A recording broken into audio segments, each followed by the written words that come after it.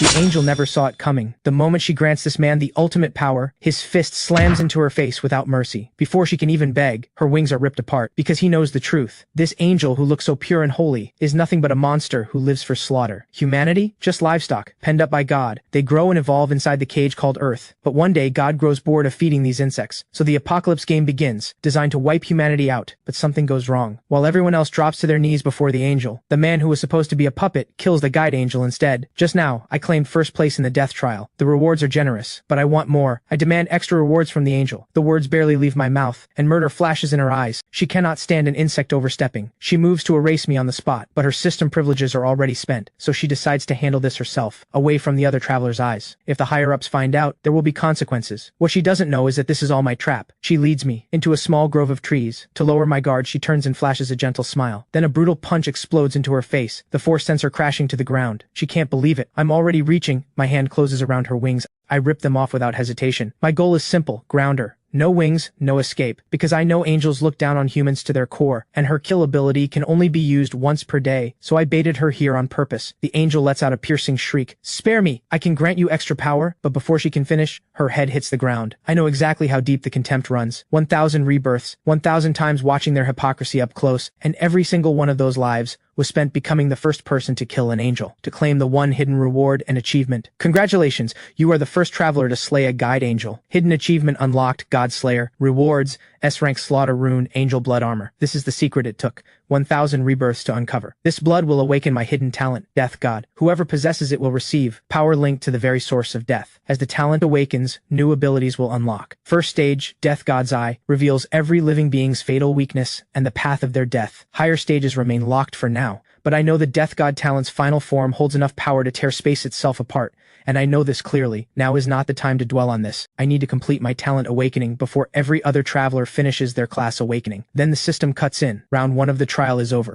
Every soul snaps back into their body, like waking from a long nightmare, but the bodies piled around them make it undeniable. All of it was real. 1.8 billion people entered the trial. Only 900 million made it out. Within minutes, news floods every screen. Governments collapse into panic. Social media fills with screams and prayers. I have no time for any of that. I close my fists slowly. An indescribable power surges through me. Every stat, every skill, every talent earned in the trial has carried over into my real body. For ordinary people, that kind of surge might break them. But I know this is not good news. As travelers grow stronger, they become something beyond human. Even the most advanced weapons won't be able to stop them. Law, order, morality, all of it will crumble before absolute power. What I need to do is become the master of every traveler alive, until I slay God and end this cursed cycle. But right now, there is something more urgent. I sprint home. I push the door open. Xia is still curled up, on the couch, asleep, brow furrowed slightly, like she is trapped in a nightmare. Xia, wake up. She blinks open her eyes, and only relaxes when she sees me. Kai, I just had the most terrifying dream. So many people just gone. It's okay. I'm here. Come on, we need to go somewhere. This late? Where? To find someone. That someone is Wade. In my memories from the first rebirth, this so-called upperclassman had been bullying Xia for months. He used his size to push her around constantly, extorting her for money, and in later rebirths, things got worse. Much worse. He put her in the hospital. The first time I was reborn, I was too weak to do anything, but this time is different. We reach Wade's usual corner quickly. Sure enough, he is there with a few thugs at the alley entrance. He spots Xia and saunters over with that smug grin. Well, out this late to see your upperclassmen? How much pocket money did you bring? His eyes don't even land on me, because in his mind, Xia's older brother is a worthless coward not worth a second glance. I step forward, my voice is dead calm. Get on your knees, apologize to her. 2 seconds of silence, then laughter. Is this kid out of his mind? He doesn't finish the sentence. I grab his wrist. A sharp crack of bone splits the silence, cutting through the alley like a blade. Wade's laughter dies instantly, replaced by a scream that tears through the night. His crew snaps out of it and rushes me with whatever they can grab. I tilt my head around an iron rod and drive my palm into the first guy's chest. His whole body launches off the ground and crashes into the wall. The second one is faster, a straight punch aimed at my face. I sidestep it effortlessly and grab his collar. I toss him like he weighs nothing, start to finish, under 5 seconds. The alley is quiet now. Wade sits slumped on the ground, clutching his crushed wrist, face white with fear. I crouch in front of him, eyes like ice. Did you miss the news? 1.8 billion people entered the trial. 900 million of them died, and I took first place. Wade's pupils shrink. Of course he saw the news. The whole world has been covering the disaster. Those who survived came back with power beyond human limits. They're called travelers, and the man right in front of him is ranked number 1. From this day forward, if you ever appear within Xia's sight again, anywhere near her, I will make your life worse than death. I turn and take Xia's hand. Her hand is trembling slightly. Kai, when did you get so strong? You never have to be afraid of anyone again. But when we get home, I don't rest. I open my laptop and begin the real plan. Memories from past rebirths tell me, after the trial begins, the global economy, will suffer a violent collapse within 3 months. But before that happens, one stock is going to explode, hundreds of times over. The Stellan Group. Its CEO Marcus Chin is a traveler himself. In past lives he was one of my most important allies. He carries a hidden talent, Dark Knight, brutally powerful. Over the coming months, he will use his power as a traveler to rapidly expand his business empire and drive the Stellan Group from a small newly listed company to a trillion-dollar giant. I take every coin I have saved, together with the gold coins I brought back from round 1, and pour it all into Stellan Group stock. 2.5 days later, the stock explodes. My assets skyrocket, but I don't stop. I roll every single gain back into Stellan Group. Using knowledge from past lives, I work my way inside their operations and run the cycle 3 times. Within 1 week, the number of zeros in my account balance becomes mind-blowing. I become the mystery shareholder holding 31% of the Stellan Group. Xia stares at the bank notification, completely frozen. Kai, are there too many zeros here? How much is this? Enough to last you several lifetimes. You didn't do something illegal, did you? I smile and say nothing. Then I use the funds to purchase a top-tier luxury mansion with 360-degree security monitoring and round-the-clock private guards. Xia thinks it is too much. Kai, just the 2 of us in a place this big? The more expensive the home, the better the security. Every month on the first day, a traveler's soul gets pulled into the trial. During that time, our physical bodies are completely helpless. That is when we are most vulnerable. No matter how powerful you are inside the stellar realm, if your body dies in the real world, everything ends. The color drains from Xia's face instantly. 2.5 days later, round 2 begins. I ruffle Xia's hair and tell her not to worry.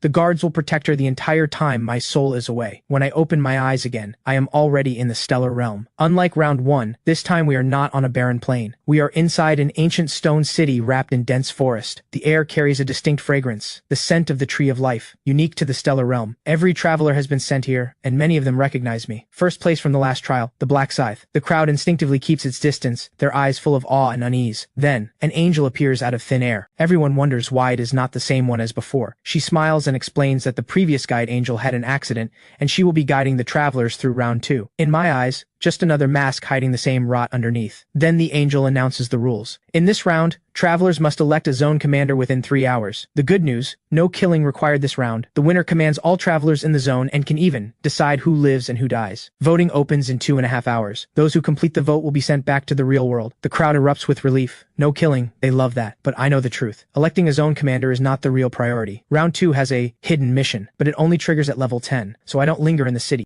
I head straight into the forest. The forests of the stellar realm are nothing like those on Earth. The trees rise dozens of meters tall, their canopies blotting out the sky. Glowing moss clings to every branch. The air is warm and thick with moisture. Deep growls roll in from somewhere distant. This is a real world, not a game, not an illusion. Every leaf, every insect's call, a real living thing. I find a goblin on the outer edge of the forest and tear through it in an instant. But the outer ring is too sparse. I push deeper into the heart of the forest where goblin nests cluster in swarms. Any ordinary traveler who wanders here would never make it out. I smile. Death God's Eye activates, glowing dim blue in the dark. Every goblin's fatal weak point stands out clearly. 1 slash, 1 kill. Half an hour later I hit level 9. Without hesitation I pour every attribute point into agility. 1,000 rebirths have taught me, no matter how tough your body is in the early stages, a single fatal strike will still end you. But if you're fast enough, nothing can touch you. Then I sense it. Someone behind me. Death God's Eye picks up 2 life signatures, one behind a tree, one in the undergrowth. I raise my short blade. Come out. A woman steps out from behind the tree, a traveler. Then a man follows behind her. The moment I make out his face, my pupils shrink. Zane Su, Marcus Chin's right hand, one of the most powerful travelers alive. In past lives, he was a core member of the Dark Knight Order, and one of the allies I intend to recruit. And the woman, a celebrity known by the stage name Yuna, holder of the summoner talent, and destined to be the 3rd-ranked fighter in the zone. But according to every past life, I should not be meeting them this early. Yuna presses her hands together nervously and says carefully, "We saw you take first place in round 1. We want to team up with you." I turn them down. I don't need a team right now. More importantly, I need to level up faster. As I turn to leave, I catch a glimpse of Yuna's legs giving out beneath her, nearly dropping to the ground. Zane catches her. They exchange a look, both of them shaken to the core. That presence, nobody gets first place by accident. I don't stop. I go deeper. After clearing a few more goblins, the noise I make draws in a pack of werewolves. These silver-gray beasts tower over goblins. Standing upright, they are over 2 meters tall, their limbs armored with coarse, hardened fur. But through Death God's Eye, every weak point on their bodies glows like a target. I do the math with a smile. Just enough to level up. The scythe sweeps. Blood sprays. Congratulations! Level 10 reached. Shop unlocked. Angel blood detected in inventory. Activate hidden talent awakening. No hesitation. I choose yes without a second thought. The angel blood transforms into a dim blue flame and sinks into my palm.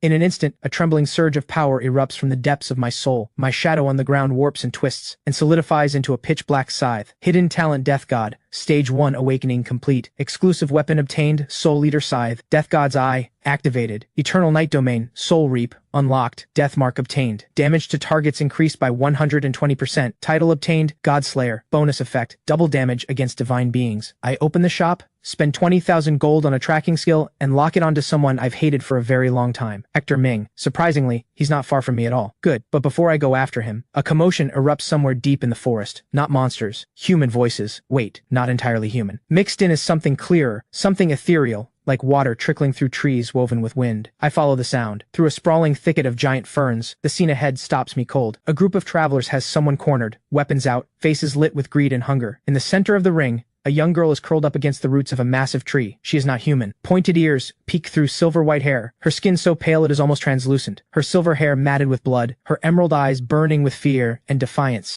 She is an elf, a native of the stellar realm. In my memories across 1,000 rebirths, the elves are among the oldest races on this continent. They live in harmony with nature, gifted with powerful magic and lifespans that stretch for centuries. But as God's trials keep descending, waves of travelers flood the stellar realm, and the elves' territory is devoured piece by piece. Their race is nearly extinct, and this girl, my Death God's Eye sweeps over her. Her life force is draining fast, multiple wounds cut deep enough to show bone. But what shocks me is the magic surging inside her, the bloodline power of elven royalty. Mind your own business. The lead traveler turns around, takes one look at me, and his expression shifts. He clearly recognizes me, but greed beats fear. This elf is worth a lot. The system says killing a rare race gives special rewards. If you want to cut, we can work something. He never finishes. I'm already in front of him. The Soul Eater Scythe drives through his chest. Since you know my name, the rest of the group finally reacts and rushes me all at once, as if they could ever be a match for me. The forest falls silent quickly. I wipe the blood from my face, pull the blade free from the last body, and turn to face the elf girl. She is still curled against the roots, clearly frozen by what she just watched. Her lips tremble slightly, but she never begs, defiant, but mostly terrified. In her eyes, travelers and invaders are the same thing. I crouch down, trying not to look threatening. What is your name? She is quiet for a moment. Nari. Her voice is hoarse and faint. Your wounds are deep. They need treatment. I take a healing vial from my inventory and set it in front of her. Nari stares at it for a long moment. Then a trembling hand reaches out and takes it. She bites the cap off and pours the liquid over her wounds. The green fluid soaks into her skin and the cuts begin to close, visibly, before our eyes. What about your people? Her body goes stiff. Dead. Just 2 words, like they cost her everything. My father died defending our home when the last trial came down. My mother, 3 days ago, was killed by... She glances at me, hesitates, then says, invaders. The entire Jade Forest clan is gone. I am the only one left. The elf race faces extinction. In every past life, I never encountered an elf survivor during round 2, which means in the original timeline, Nari, most likely, would have already been dead by now. It was me who scattered those travelers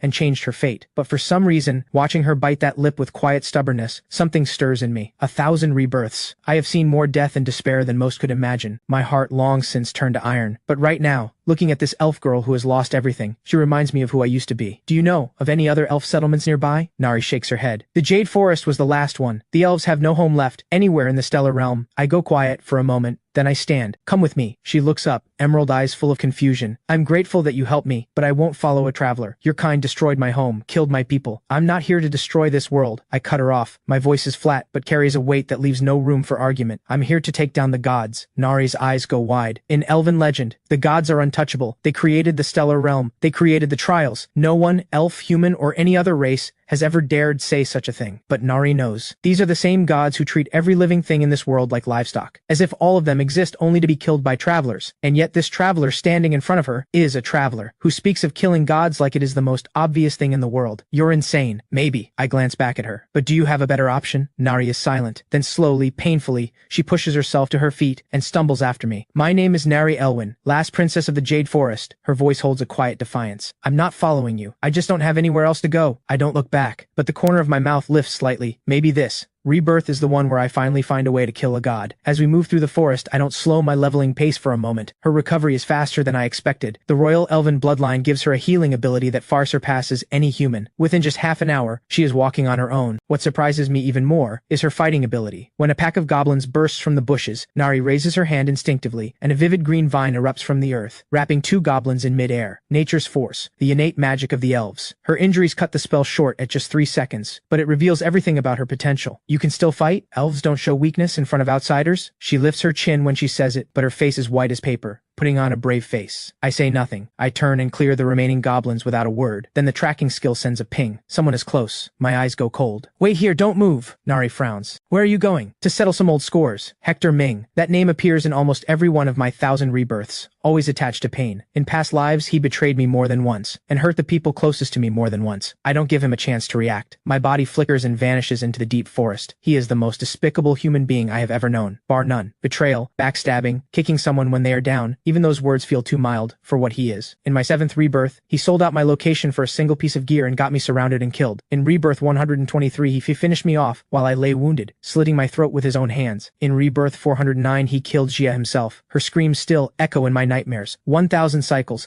not one exception. No matter how I alter the timeline, no matter how many chances I give him, this man is rotten to the core, a monster wearing a human face. So starting from my 500th rebirth, I stopped hesitating. Every life, if I see Hector Ming, kill on sight. Deep in the forest, a hunt is already underway. Yuna's left leg has been slashed open to the bone. Blood soaks through half her pant leg. She leans against a tree, her face drained of color, leaning against that tree, face as white as bone, lips faintly purple from blood loss. Zane stands in front of her, short blade raised, his grip hand split and bleeding, but his eyes don't waver. And in front of them, Hector Ming and 6 of his men slowly close the circle. Nowhere left to run? Hector grins, grass stem hanging from his lip. Be good, and I might let you live. Hey sweetheart, you're not bad looking. Stick with me and you'll be living like royalty out here. Shut up. Zane's voice is ice. Ooh, look at the backbone on this one. Hector tilts his head, a flash of cruelty crossing his eyes. Then let's break that backbone first. Snap it clean, and see how tough it really is. All 6 men move at once. Zane is no pushover. His blade deflects the first 2, but the 3rd man's spear punches through his shoulder. The 4th man's iron rod crashes into his back. He drops to one knee, teeth clenched, refusing to fall. Hector saunters over, towering above him. Still fighting it? He lifts his foot and grinds it into Zane's wound. Zane lets out a muffled grunt, veins rising on his forehead, but not a single cry escapes him. Interesting. Hector pulls his foot back and turns to look at Yuna. Since he won't cooperate, he never finishes. A pitch-black scythe rests silently against his neck. The blade sits less than a millimeter from his carotid artery. Hector goes rigid. He didn't even sense anyone approach. Rigid. Not a single footstep. No wind, no shift in the air, as if death itself had condensed out of empty space. Don't move. My voice comes from behind him, as calm as a weather forecast, but the dim blue runes pulsing along that scythe radiate something that chills a person to the marrow. Not just killing intent, that is the scent of death itself. All 6 of Hector's men freeze, the arrogance on their faces replaced instantly by fear. They recognize that weapon. In round 1, everyone heard the legend. The Soul Eater Scythe, weapon of the Black Scythe, first place champion of round 1. That's the Black Scythe, one of the men says, voice trembling. Hector's throat bobs.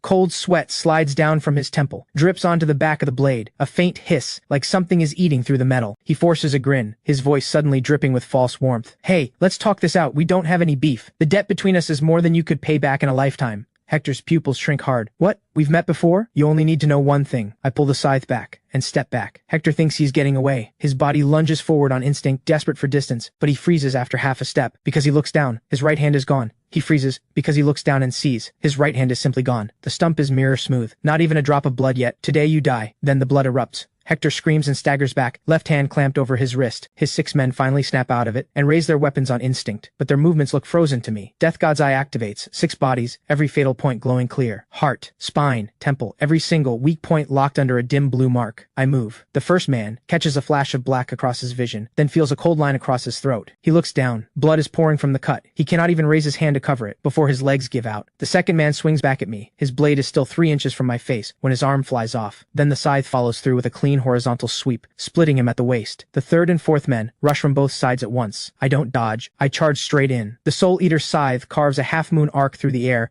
leaving a trail of dim blue light behind it. Both men fall in opposite halves. The last one, the biggest of them all, feels his legs give way. His weapon slips from his fingers. He crashes to his knees. Please, spare me. The Soul Eater scythe falls. Spare me, start to finish, under 4 seconds. 6 bodies. The smell of blood spreads through the forest. Hector collapses to the ground, shaking like a leaf. Those 6 men, every one of them had survived round 1. Every one of them carried strength and reflexes beyond human limits. But in front of this man, they were as fragile as paper. Hector finally grasps one truth. The man in front of him exists in a completely different world. You can't kill me, he screams himself hoarse. Every trace of arrogance and mockery is gone, replaced by naked fear and raw survival instinct. If the population drops, the quota for completing the mission decreases. Killing me does nothing for you. I walk toward him slowly. Every step I take, Hector crawls back 1 step. His back hits a tree. Nowhere left to go. Please, His voice breaks like a rat with a hand around its throat. I can work for you. I have intel. I know things about everyone. I can and you can what? I stop in front of him and look down. Death, God's eye. Hector's life thread flickers like a candle in the wind, weak and pathetic, ready to go out at any moment. You can sell out my location in the 7th life. You can slit my throat in the 123rd or in the 409th. I crouch down. The tip of the scythe rests under his chin. Tip of the blade under his chin. Cut down my sister, right in front of me. Hector's pupils go tight. He has no idea what I am talking about, but the hatred in my eyes, cold and absolute, makes his very soul tremble. I don't know what you're talking about. Hector sobs and wails, face slick with tears and snot. I swear I don't know. We've never met. Please let me go. I'll never. You're right. You don't know. Because those things haven't happened yet. I stand. The scythe rises. Hector's scream cuts off. A mass of gray soul energy rises from the body, absorbed by the Soul Eater scythe. I look at the 7 bodies on the ground without expression. Zane and Yuna have witnessed all of it from start to finish. Yuna's face is drained white. She covers her mouth, fighting back the sickness rising in her throat. That overwhelming, emotionless way of killing, like stepping on a line of ants. Zane swallows hard. Both of them bow quickly in gratitude, but both instinctively keep their distance. Thank you for saving our lives. Zane's voice is slightly rough. He hesitates, then can't help himself. You and that man, it seemed personal. One word. No further explanation. Zane is smart enough not to push. After we part ways, I return to where I left things. Nari is still there, leaning against a tree, waiting. The moment she sees me, her emerald eyes flicker slightly, then her gaze drops to my clothes, my arms, the dark red stains on my face. You're covered in blood, not mine. I know it's not yours. She pauses, emerald eyes calm and steady. 7. A few seconds of silence. They deserved it. They deserved it. She picks up a broad fern leaf nearby, soaks it in the stream and walks over. Lower your head. What for? You have blood on your face. Lower your head. I lean down. She rises onto her toes, using the damp leaf to gently wipe the blood from my cheek. She doesn't ask why I killed them, doesn't ask who they were. No fear, no disgust. As if this is the most normal thing in the world. He went out, killed people who deserved it, came back with blood on his face. Just clean it off. That is all. Done. She steps back and checks her work. There's still a bit. Forget it. It won't come off. We'll wash it properly when we get back. With water. Thank you. For what? She turns her face away, the tips of her ears faintly pink. Let's go. Don't you still have leveling to do?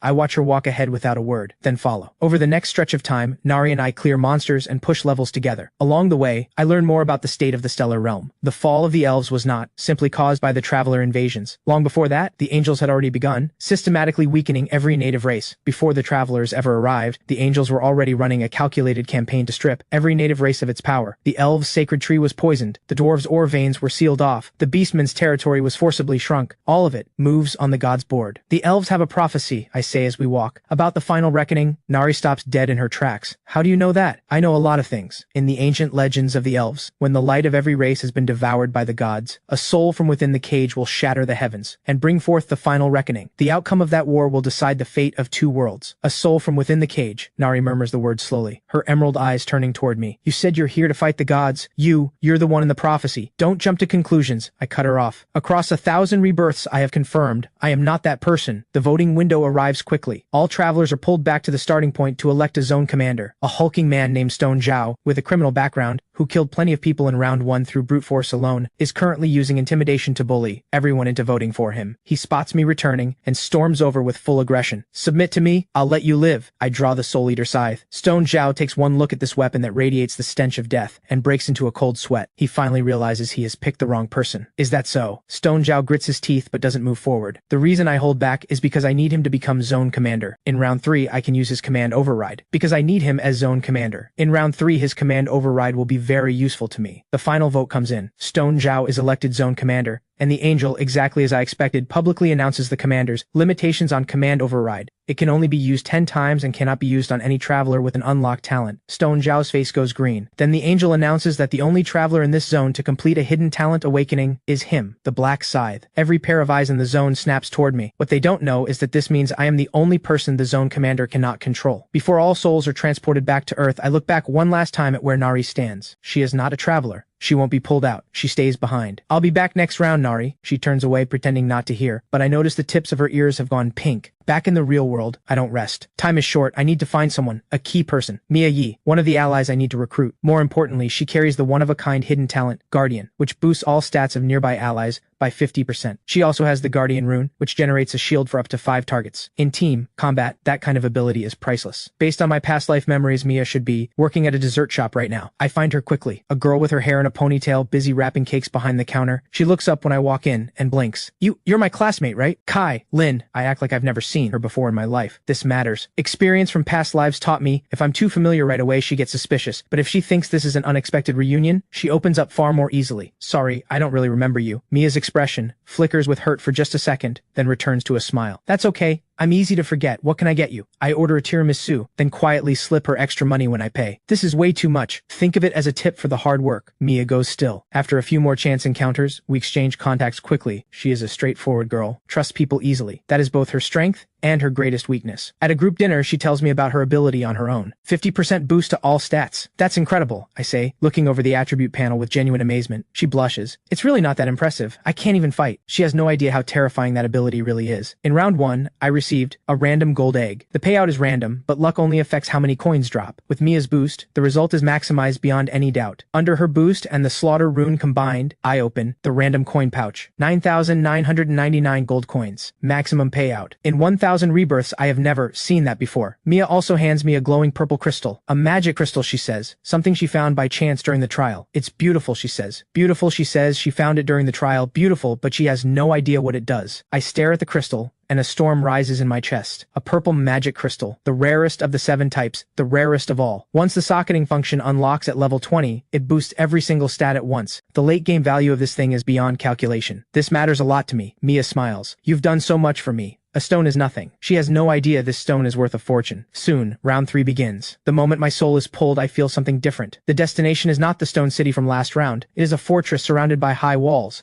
At its center stands a massive crystal relic. This round, we are divided into zones again. The travelers in my zone are dropped inside the fortress, 4,900 of us. An angel descends and announces, with a smile, the rules everyone dreads. Guard the relic, keep it intact for 3 hours, and advance. 1,250 advance. 3/4 are eliminated. The rules are simple. Every 30 minutes, monsters launch a wave of attacks on the relic. The traveler's job is to defend it. Final rankings are based on kill count. Top 1,250 live. The rest die. Stone Zhao sees right through it. Whoever kills the most monsters wins. And since he holds command override, this round should be easy for him to control. But then the angel's next words drop him into freezing water. The zone commander may use command override this round. However, if the commander is killed by a traveler, the killer immediately inherits the commander position. If the zone commander is killed by a traveler, the killer inherits the title and the 10 command override uses are fully reset. Every cold, calculating eye in the room locks onto Stone Zhao. I walk up beside him. Don't be scared. I'm not here to kill you. I can keep you alive, but you do exactly what I say. His pride gets the better of him. He refuses. I already saw this coming. Then from this point forward, whether you live or die is not my problem.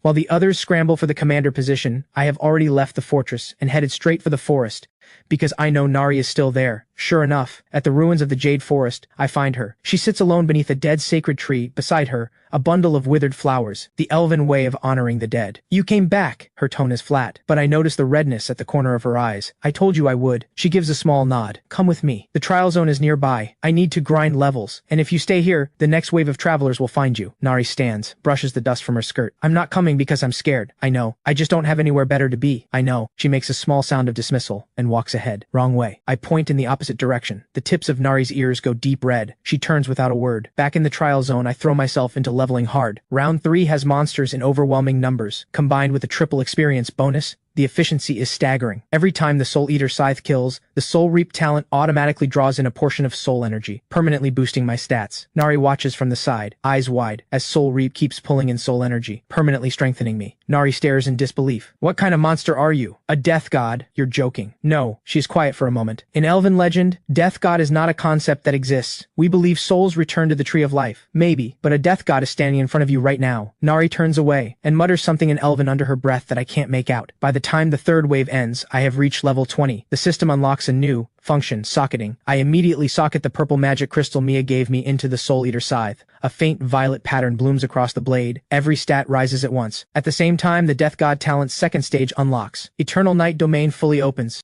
New skill unlocked. Night of Death turns a 1-kilometer radius into permanent darkness. Inside that darkness, the Death God's attack power doubles and attack speed increases by 50%. All targets outside the Death God's side have their vision severely limited. Death God rune obtained. Attack power plus 100% during the day. Attack speed plus another 50% at night. Night of Death. In an instant, centered on me, every source of light within 1 kilometer is swallowed. The sky turns pitch black. Only my eyes burn with a dim blue glow. The fourth wave of goblins surges in and is swallowed by the dark. Inside the eternal night domain, they stumble blindly in all directions, and I move through the darkness with a soul-eater scythe. Like a death god walking through the dark, every slash a precise harvest of life. Through the black, only the goblins' dying cries, and the sound of the scythe cutting air. Nari stands at the edge of the darkness, emerald eyes fixed on that figure, harvesting everything in the black. Her heart pounds, not from fear, because inside that suffocating darkness, that figure radiates something that makes her feel inexplicably safe, like the only lighthouse in the night. After clearing the fourth wave, I hit 20,000 gold and buy the recon skill. Meanwhile, Stone Zhao's side has completely fallen apart. The fourth wave comes as powerful werewolves, 10 times the number of surviving travelers. Stone Zhao has burned through all 10 command overrides already. He wasted the last few forcing others to act as human shields. Now he can only beg me for help, but I look at him coldly. Once you've used up your command override, you have no value to me anymore. Adults live with the choices they make. Stone Zhao's face turns ashen. Then one of his men, a large man named Marco, suddenly lunges out, catching Stone Zhao off guard, and drives a blade through his chest. Sorry, I just want to live. System notification. Marco has killed Zone Commander Stone Zhao. Commander position inherited. Marco looks back at the pack of travelers behind him, hungry-eyed as wolves, and drops to his knee in front of me without hesitation. He swears loyalty. Everything is going according to plan, but my next move chills him to the bone. I order him to use his command override on 10 of his men and destroy the relic. Marco's jaw drops. The angel said destroying the relic brings severe punishment. Choose punishment or death. He shuts up with a sharp ringing crack. The relic shatters. System notification. Relic destroyed. Mission failed. Divine Enforcer will arrive in 30 minutes. The travelers erupt into panic, but for the first time in a long while, I smile. The real game is just beginning. Soon, the Divine Enforcer descends. She drifts down wrapped in golden light, face serene, smile gentle. Some poor souls actually think she won't kill. Then thousands of blades of light rain down from above. 300 travelers are annihilated in the first wave. I use the chaos to loop around, behind the Divine Enforcer. Death God's eye locks onto her weakness. The Divine Enforcer has no sense of hearing. Vision is her only sense. I leap, release Death Mark, damage boosted by 120%. Combined with the Godslayer title's double damage, the Soul Eater Scythe drives straight into her eye. One hit, 40% of her health gone. She screams in agony and releases a barrier to trap me, but I know every one of her moves. In the last second before the barrier closes, I break free. I circle back around and slash out her other eye. Blind now, the Divine Enforcer goes berserk, releasing volleys of light blades, firing in every direction without aim. Night of Death. Darkness swallows all light in an instant. Inside the Eternal Night domain, the light blades lose most of their power. I move through the black. One slash severs her left wing. Another takes the right. The Divine Enforcer enters a near-death state, triggering her passive skill, Final Radiance. 60. The Divine Enforcer in near-death triggers the passive skill Final Radiance. Immune to all damage for 60 seconds. I move to a safe distance and wait in silence. 60 seconds pass. The light fades. The Soul Eater's scythe sweeps a perfect arc and takes her head. Congratulations, Divine Enforcer defeated. Level up by 3, 8,000 gold coins rewarded. Bonus reward of 4,000 gold coins. Title obtained, Defier of Divine Judgment. Reduces damage from divine beings by 80%. Condensed Divine Sense obtained ×1. Divine Radiance rune obtained. My level reaches 30. The Divine Radiance rune pumps my intelligence up by 30 points directly, boosting skill damage by 30%. This is the real reason I destroyed the relic. Only by killing a Divine Enforcer can you earn rewards that are impossible to obtain through any normal path. The angel descends again and announces the rankings. Zone-wide first place. Black Scythe. Kill count 3,631. Every traveler present falls silent. Someone whispers, "Is he really level 30?" When the angel reads the elimination list, thousands of travelers who fell short are consumed by flames, reduced to ash. Yuna trembles so hard she can barely stand. Zane grips her hand tight, and Nari stands in the shadow of the trees in the distance, watching in silence. Her emerald eyes reflecting the sea of flames. Her expression unreadable. This is the world of travelers. Brutal and cold. The strong devour the weak, but the man who calls himself a death god stands before thousands and says, "Are you just going to stand there and watch your own kind get slaughtered?" Nari's heart lurches. She suddenly thinks, maybe, the prophecy in elven legend is not just a legend. Back in the real world, I begin the next phase of my plan. First, eliminate a threat. Xavier Zhang. He obtained, during the trial, the Flash rune, and that rune is what sets him on a path of destruction. In past lives, he used the blinding effect of the rune to commit countless crimes in the real world. But what makes him truly dangerous? He eventually finds the Mind rune, a rune that can read anyone's thoughts. With that in his hands, he is nearly unstoppable. In past lives, he kidnapped Xia and used her as leverage to force information out of me. In the fight that followed, I lost an eye. So every rebirth, I move first to find him, and take the Mind rune before he can. This time is no different. I put on a mask and head to an abandoned warehouse. Moonlight pours through broken windows and scatters across the floor. Xavier Zhang is already here, searching for the hidden mind rune. The gods have hidden special items in the real world too, and only a handful of people know where to look. When he sees a masked figure in the doorway, his face shifts. Who are you? Here to borrow something. Borrow what? I raise the Soul Eater scythe. The blade catches the moonlight, glowing cold blue. Your life. Xavier triggers the flash rune. Blinding white light erupts from his body, but the next second, blinding white light bursts from his body. But 1 second later, night of death. Darkness swallows every trace of light. Inside the eternal night domain, there is no such thing as light. I take it from him. The mind rune, freshly activated. The mind rune can read a target's innermost thoughts. With this, my meeting with Marcus Chin will go perfectly. A 5-star hotel on Saturday, one of Marcus Chin's hidden assets. 1,000 rebirths have given me secrets most people will never know, but today, I play the wide-eyed kid who knows nothing. Zane Su arrives first. He freezes the moment he sees me, a college student barely 20 years old. How could he possibly be the major shareholder behind 280 billion in investments? Every flicker of doubt is captured by the mind rune. Marcus Chin arrives fashionably late silver suit, black cufflinks. Every inch of him radiates wealth and cold distance. The late entrance is deliberate, a power move. I shake his hand with the most timid smile I can manage. He orders a feast fit for royalty. Put on a show. The wide-eyed kid seeing this world for the first time. I eat like I haven't seen food in days. Marcus watches and decides I'm no heir to any powerful family. This young and already this successful, did someone back you up? I just turned 20. That's not exactly young anymore. Every coin I made, I earned myself. You're 20. Even if you started earning from the day you were born, there's no way you built hundreds of billions on your own. I put on my most naive face. Oh, I'm nowhere near that impressive. My first big break came from a single investment that multiplied. Then I tell them the real reason behind everything I've built. During a trial, I obtained a special talent, foresight. You're joking. Zane Su clearly doesn't buy it. To put their doubts to rest, I reveal secrets about Marcus Chin that no one should know. As the eldest son of the 5-star group, he was never taken seriously by his own family. He built Stellan Group in secret, and this hotel is one of his hidden assets. Zane Su demands to know where I got my information. But Marcus Chin goes quiet, lost in thought. Then I play my final card. What if I told you I have intel on trial 4? Would you still think I'm bluffing? The composure drains from both of them instantly. I tell them this trial isn't about killing monsters, it's traveler versus traveler. Within 2 minutes, the coldest man in the room is leaning forward, deadly serious. If your foresight is real, he sets down his glass, eyes locked on mine. I will back your plan completely, because for Marcus Chin, advance intel before every trial would be priceless. But the truth is, I'm no prophet. I'm someone who has been reborn 1,000 times. The prophet identity's just safer. If the truth about my rebirth got out, the higher angels, even the gods themselves, could come for me. But foresight, that's a talent people can wrap their heads around. It won't raise too many flags. Walking out of the hotel, I exhale slowly. The first piece is on the board. Next, I need to get trial 4's intel to Mia Ye. When we meet, I pull up in my new sports car. The moment Mia sees it, she freezes. Is this actually yours? Get in and find out. Mia, curious as ever, asks, how much did this cost you? I answer casually, 9 million. The number hits her like a wall. 9 million? Do you know how many small stores you could open with that? In my entire life, I'll probably never even see 9 million. Don't sell yourself short. A few days ago, I had nothing to, and look at me now. But Mia isn't listening anymore. She's completely lost in her own world. He has hundreds of billions. And he's here driving around with me. Does he like me? This feels like a date. A blush creeps across her cheeks. I watch her daydream and say, Mia, there's something I need to come clean about. She hears it as a confession. Her brain short circuits. Confession? I clear my throat twice, cutting through the tension. Come clean, as in tell you something. Mia waves her hands, laughing it off. She's joking, she says. Inside, she's already died 1,000 deaths of embarrassment. I get to the point. The reason I have this much money isn't luck. It's because I have a future rune A.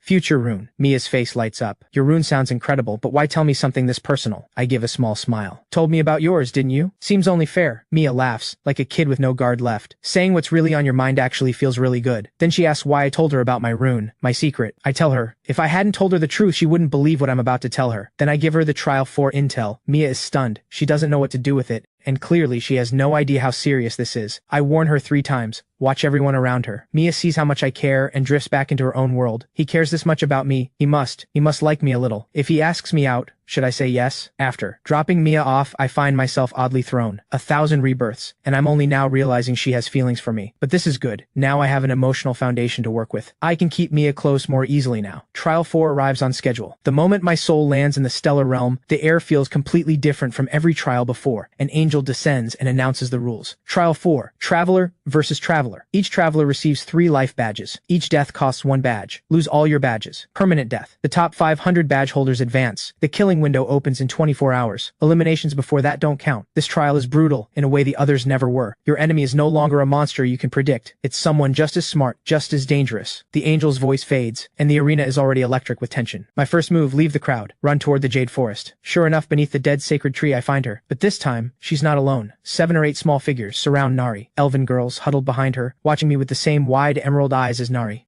Where did you find them? Nari's expression softens, something I rarely see. After you left, I found them deep in the forest, the last survivors of the Jade Forest, all of them, just children, 7 elven kids. The oldest looks around 10 in human years, the youngest maybe 4 or 5. They press close to Nari like she's the last family they have. Their parents. Nari shakes her head. Go quiet for a moment. This trial is traveler versus traveler. The forest will be more dangerous than ever. You can't stay here. Nari frowns. Then where? Come with me, I'll find somewhere safe. You always say that, she grumbles, but she's already turning to round up the elven children, telling them to pack. I notice in the time I was gone, Nari has built a small camp. Rough, yes, but the vine-woven walls and leaf-covered bed show she never stopped caring for these kids. You've been doing this alone? Elves don't abandon their own. She says it like it's obvious. One of the smallest elven children tugs at my sleeve. She looks up at me, speaking in broken common.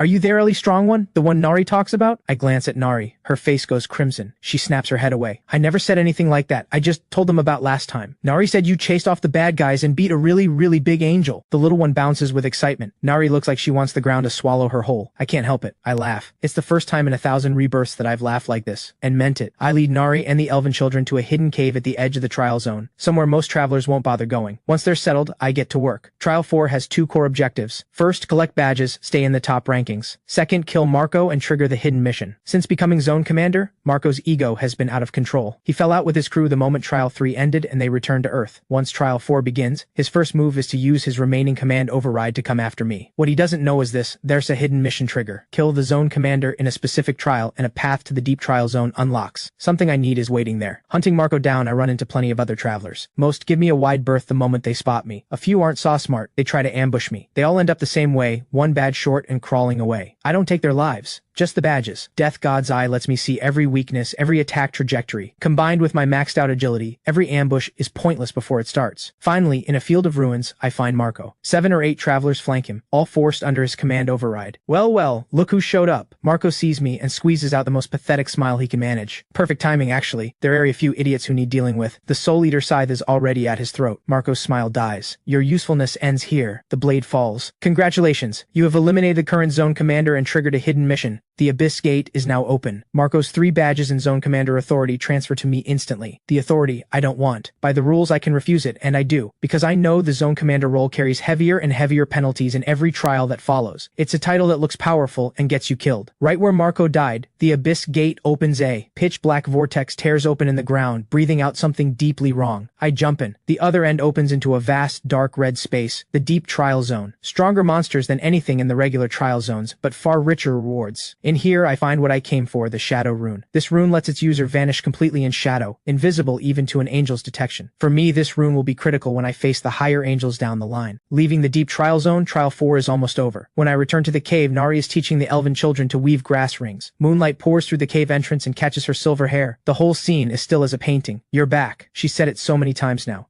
but each time her voice carries just a little more warmth. I'm back. The smallest elven child's name is Little Ye. She's not afraid of me anymore. She runs over and shoves a lopsided grass ring into my hand. For you. Nari says wearing one keeps away nightmares. I look down at it. A few seconds of silence. Thank you. Nari is watching from the side, the corner of her mouth barely lifting. That night, once the elven children are asleep, all of them, Nari and I sit at the cave entrance. The stellar realm's night sky is breathtaking. Stars blaze in shades of blue and green, nothing like the sky on Earth. The distant tree of life glows faintly, and the wind carries the scent of flowers. Thank you, Nari says suddenly. For what? Thank you for not killing them. Most travelers who find elven children either kill them for the loot or take them as slaves. You're the first one who helped. I'm not a good person. I know. She hugs her knees, chin resting on them. You've killed a lot of people. I've seen it. But you've never killed the innocent. That's enough. A long silence. What does your people's future look like? I don't know. Her voice drops. The elves have no future. The sacred tree is dead. Our land is taken. Every adult warrior is gone. All that's left is these few children, and me. There is a future. How would you know? Has your foresight kicked in again? Not foresight. A promise. I look her in the eyes. Nari goes still. Those emerald eyes hold the whole sky, and my reflection. When all of this is over, I will find the elves a new home. She opens her mouth, then closes it. She turns away and swipes quickly at the corner of her eye. Elves don't cry in front of outsiders. I know, so I'm not crying. You're not crying. Trial 4 ends. My soul snaps back. Back on Earth, I throw myself into every front at once. Marcus Chin, seeing how precisely my Trial 4 intel played out, now trusts my foresight completely. He reaches out first and proposes a full pivot for Stellan Group. You were right. His voice is low on the other end of the line. Tech path is a dead end. The traveler economy is rising. Got gear, medicine, intel. These are the currency of what's coming. And that's not all. I lean back into the couch. Within 6 months, governments across the world will start rolling out Losto-managed travelers.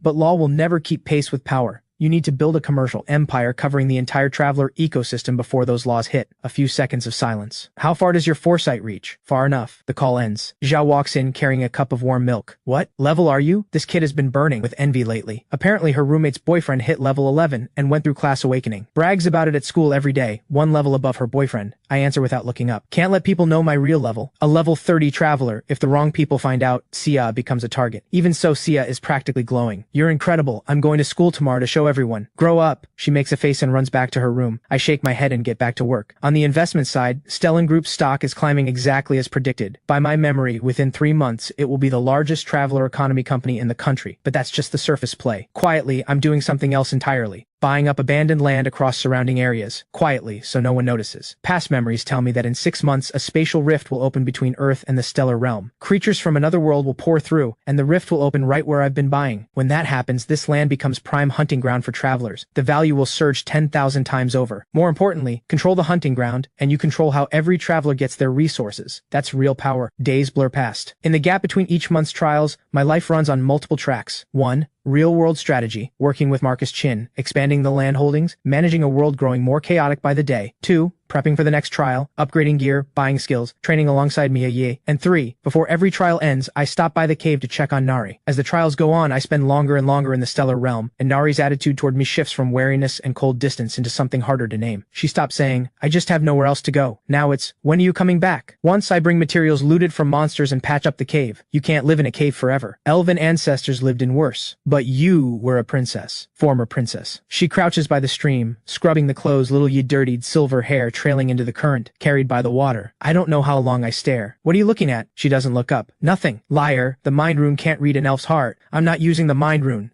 Then what are you looking at? You washing the clothes. What's so interesting about that? You're doing a good job. She finally looks up. Those emerald eyes glare at me, but the corners of her mouth betray her. She says softly, boring. That's the feeling. A stillness and warmth I have never once felt across 1,000 rebirths. Like a light appearing suddenly in endless dark. Trials 5 and 6. My level climbs to 50. Death God's 3rd stage unlocks, Soul Reap, full form. Every living thing I kill, its soul energy is fully absorbed. Once that accumulated energy crosses the threshold, the 4th stage unlocks. At the same time, my team keeps growing. Marcus Chin is now my official ally. His Dark Knight talent has reached the 2nd stage of awakening. Combined with my Eternal Night domain, the two of us together are nearly unstoppable. Zane, Sue, and Yuna join the team. Yuna's summoner talent advances during Trial 5. She can now summon powerful elven guardians. Mia Yi's guardian talent provides team-wide buffs and shields that are decisive in every group fight. Meanwhile, in the stellar realm, Nari is no longer just the elven princess I happen to save. Through trial after trial, her strength has grown at a stunning pace. The royal bloodline of the elves is awakening. She can control every plant and natural element within 100 meters. More importantly, her knowledge of the stellar realm goes far beyond any travelers. Ancient ruins, hidden treasures, forbidden zones, secrets only a native would know. They give us an edge in every trial. She also introduces me to other locals of the stellar realm. The Dwarven Master Smith, a hot-tempered red-bearded dwarf who raises his hammer the moment he sees a traveler. When he learns I help the elves, he grudgingly agrees to deal with me. His weapons and armor leave system store gear in the dust. The young Beast Tribe warrior, Ray's Baru, 2nd son of the Silver Wolf clan. In a traveler raid, he lost an arm and came out fiercer than ever. He despises travelers but holds Nari in deep respect because the elves once saved the Silver Wolf clan a century ago. Then there's the mysterious half-elf alchemist, Vesper. No one knows her real name. She sells rare potions on the black market. These stellar realm locals gradually form a network in this world, a power centered on me, quietly taking shape across 2 worlds. But not everything is going smoothly. On the eve of Trial 7, I received troubling news. Through his intelligence network, Marcus Chin has uncovered a shadowy organization operating on Earth. Every member is a high-level traveler. They call themselves the Chosen. The Chosen preach that travelers are the chosen people of the gods. Ordinary people should bow to traveler rule. This idea resonates deeply across the traveler community. More and more travelers are stepping outside the law, using power to bully ordinary people. What's even more chilling, the angels may be pulling strings behind the Chosen. If the angels are backing this organization, Marcus Chin's voice comes through the phone, heavy and cold, then the gods don't just want to wipe out humanity through the trials. They want to fracture the survivors from within. That's exactly how they work. You know this? I've seen it. Marcus goes silent. He stopped questioning my foresight a long time ago. Then what do we do? Cut the roots before they grow. That's also also why I've been buying that land. Control the resources, and you choke every traveler organization at the throat. After the trial ends, I make a decision no one expects. I'm bringing Nari to Earth. Death God's third stage has fully awakened. The energy built up through Soul Reap has reached something deeper, the barrier between worlds. In 1,000 rebirths, no one has ever successfully brought a stellar realm native to Earth. The barrier was put in place by the gods. In theory, it cannot be crossed. But what is the Death God talent at its core? Mastery over death. And the barrier's nature is a kind of ending. It ends all connection between worlds. If Death God masters endings, then I can tear that gate open. That night, in the clearing outside the cave, I raise the Soul Eater scythe above my head. Every ounce of stored soul energy floods into the blade. It becomes a mass of deep blue flame. Nari stands nearby, holding the smallest child, her emerald eyes reflecting the flame. You're really doing this? Her voice trembles slightly. Tearing the barrier open could alert the gods. Let them come. I bring the Soul Eater scythe down with everything I have. The blade cuts through nothing, and yet space tears. A black spatial rift rips open in midair. Through the other side, city lights blur into view. Death God talent stage 4 awakened. Spatial tear. You have gained the ability to open a gate between two worlds. Warning. This action has been detected by a higher rank angel. I don't care. Let's go. I hold out my hand. Nari looks at it, then back at the children behind her. Then she places her hand in mine. I'm not coming because I'm scared. I know. I'm coming because... She doesn't finish, but her grip is tight. We step through the rift together. Nari's first reaction to Earth is nothing like I expected. I thought she'd be stunned by the technology. Skyscrapers, cars, screens everywhere. But the first thing she looks at isn't any of that. She stares up at the sky, her expression unreadable. There's no trace of the tree of life here. Earth doesn't have a tree of life. I know. It's just strange. She looks down. The air here feels like it has nothing in it. Earth's natural energy is far thinner than the stellar realms. For an elf whose power runs on nature's force, this place must feel like a wasteland. You'll adapt. Shah sees me walk in with a silver-haired girl with pointed ears, and her jaw almost hits the floor. She, who is, this is Nari, an elf from the stellar realm. She lives here now. An elf? Shia circles Nari 3 times, then reaches out and pokes the tip of her ear. Nari jumps back instantly, ear tips flushing red. Don't touch an elf's ears. Sorry, she's so cute. I'm not cute. You're incredibly cute. Where did you even find someone this adorable? EC. Another world. Seriously? Very. Shia and Nari click instantly, probably because Shia has never met a stranger in her life. In truth, by elven lifespan, Nari is well over 100, but she reads like a human 18-year-old. Within a week, Sia's already calling her Nari like they've known each other for years. Nari starts adapting to life on Earth. She learns to use the microwave. She tries instant noodles for the first time, and eats them 3 days straight. Her verdict on television: Earth people trap stories in a box. She uses nature's force to fill the dead balcony flower pots with blooms. These small, ordinary moments, they finally give this cold luxury apartment something like warmth. One evening, I'm working in the living room when Nari steps in from the balcony. You're still not sleeping. There are things to handle. There are always things to handle. She sits across from me, those emerald eyes steady on me. In the stellar realm, you're a warrior. Back here, you're a businessman. How long are you going to keep this up? Until it's over? And when is it over? When I've beaten the gods. She goes quiet for a moment. You said you would find a new home for the elves. I haven't forgotten. I know you haven't.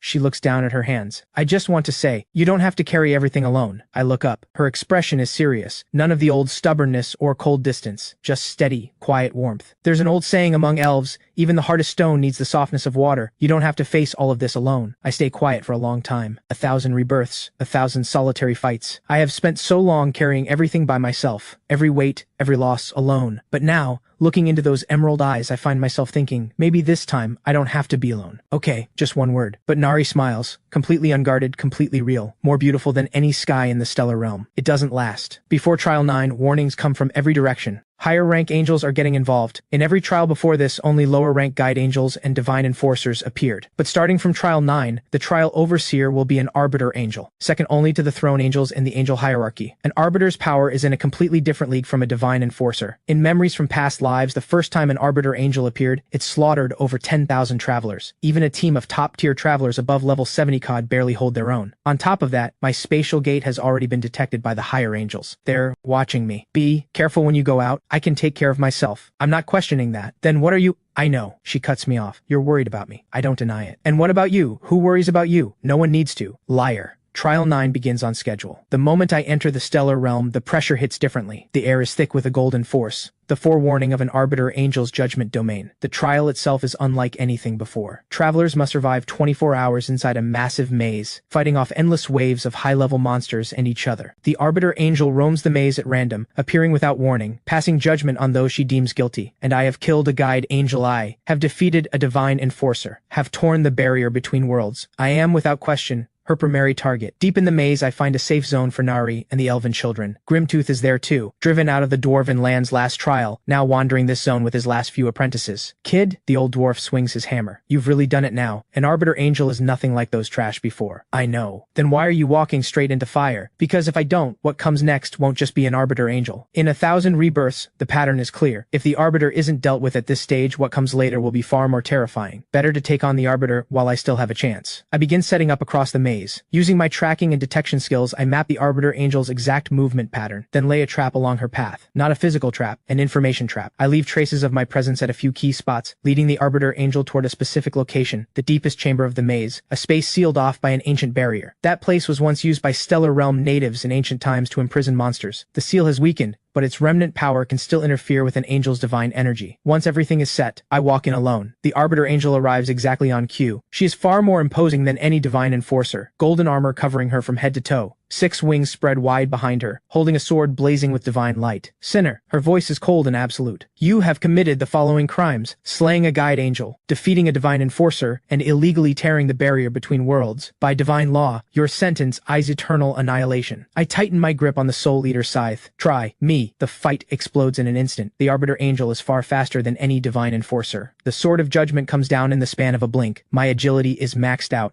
and I still barely dodge. The blade grazes me, leaving a streak of blood. In a straight fight, even with both the Godslayer and Defier of Divine Judgment titles boosting me, I'm not her match. But I never fight a battle I haven't already won. Night of Death. The eternal night domain expands. Darkness swallows everything, including the Sword of Judgment's light. The Arbiter Angel lets out a cold scoff. Her judgment domain strikes back. The golden force pushes against the dark. The two domains collide with brutal force. Then, the ancient remnant power sealed within the chamber activates. The ancient seal begins corroding the Arbiter Angel's divine energy, like acid eating through metal. What is this? The Arbiter Angel's voice drops. This chamber was used by the ancient people of the Stellar Realm to seal away monsters. The seal has weakened, but it still works on divine beings. Did you think I chose this place by accident? The Arbiter's power is suppressed by at least 30%, but even suppressed, she is terrifying. Every strike of the Sword of Judgment carries world-ending force. I dodge with my life on the line, wounds piling up across my body. One dodge fails. The Sword of Judgment drives through my left shoulder. The pain whites out my vision for a split second, but I don't step back. Deathmark, damage amplification, soul reap, overload. I channel all soul energy into the Soul Eater Scythe, burning future potential as fuel, detonating several times my normal damage in a single blow. The blade falls. One pair of the Arbiter Angel's wings is severed. She lets out a shriek of pain. The Sword of Judgment swings wildly. Golden light floods the chamber, but under the combined weight of the ancient seal and the eternal night domain, her attacks grow weaker with every second. Finally, the Soul Eater Scythe drives through her chest. Congratulations, you have defeated the Arbiter Angel. Level increased by 5, rewarded with large amounts of gold and rare materials. Title obtained, Enemy of the Gods. Doll attributes permanently increased by 20%. Obtained Arbiter Angel Core ×1. I drop to my knees. Every inch of my body is broken, but I won. Nari is the first to reach me. The moment she sees me covered in blood, those emerald eyes fill. Don't cry. I'm fine. I'm not crying. She keeps talking while her nature's force works over my wounds, her fingers shaking badly. Elves don't cry in front of outsiders. Right, you're not crying, so stop looking at me. Don't cry, I'm fine. I'm not crying. She says it again, hands still moving, still trembling. Elves don't cry in front of outsiders. Right, you're not crying, so stop looking at me. I steal a glance. A tear slides down her pale cheek and drops onto my wound. Elven tears are said to heal wounds of the soul. Whether it's just my imagination, the wound genuinely seems to hurt less. Trial 10, the most critical trial in 1,000 rebirths. Because in memories from past lives, after this trial, the higher angels launch a great purge against Earth.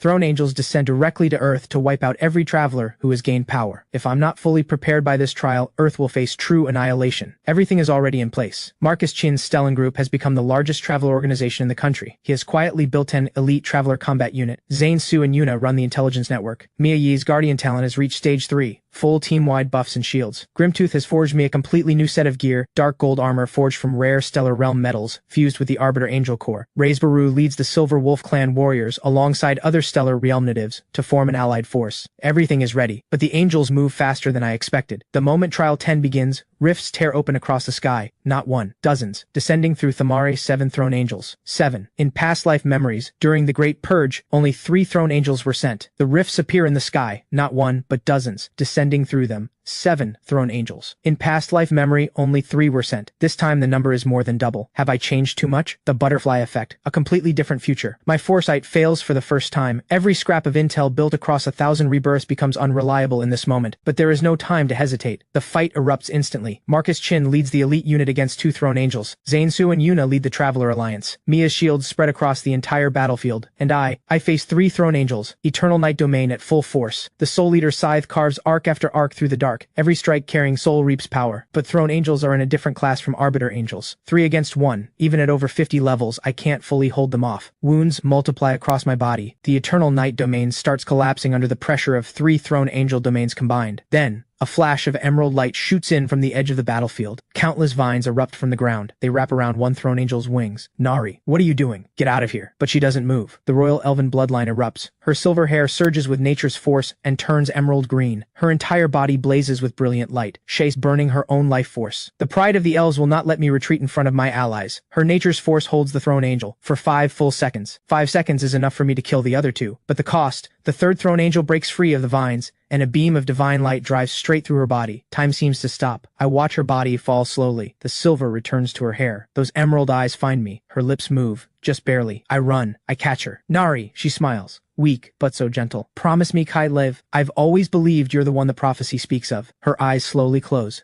The emerald light fades, piece by piece, like the last sacred tree in the stellar realm, dying out. In that moment, 1,000 rebirths of memory go dark. Only one thing remains, rage, pure, unstoppable, rising from the deepest place in my soul. The Soul Eater Scythe shakes violently in my grip. Every rune on the blade ignites at once. Deep blue flames erupt from the edge. Every ounce of energy stored through Soul Reap releases in a single instant. Death, God talent, ultimate awakening, gate of the underworld. Darkness pours out from within me, not the widespread dark of the eternal night domain, something deeper, something far more terrifying, as if death itself has stepped into this space. The gate of the underworld opens, a passage to the realm of the dead. The gate of the underworld, within its range, all life faces the death judgment. Any being weaker than death god will have their life stripped away directly. The throne angel who struck, Nari, trembles the moment the gate opens. She tries to flee, but the gate holds her in place. You think you can run, too late. The Soul Eater Scythe sweeps through. The throne angel turns to ash, but the gate of the underworld has one more ability, Soul Seal. Under the power of the gate, the death god can capture a departed soul, seal it within a specific vessel, preventing it from fading or passing on. I drive the Soul Eater Scythe into the ground. I press my palms together. The deep blue flame becomes 10,000 threads of light wrapping around Nari's body. Her soul, a single point of emerald light, rises slowly from her body. I reach out and cradle it gently in both hands. Then I seal her soul into the Arbiter Angel core. Emerald patterns bloom across its surface, like a heartbeat slow and steady. Wait for me. I hang the core around my neck, pressed against my heart. Then I turn to face the remaining throne angels. Every one of you, even the gods, will pay for this. After that battle, all 7 throne angels are destroyed. The cost is devastating. The Traveler Alliance loses more than half its fighters. Marcus Chin is gravely wounded. Zane Su loses an arm. Mia Yi pushes her guardian shields beyond their limit and collapses, unconscious for 3 days and 3 nights.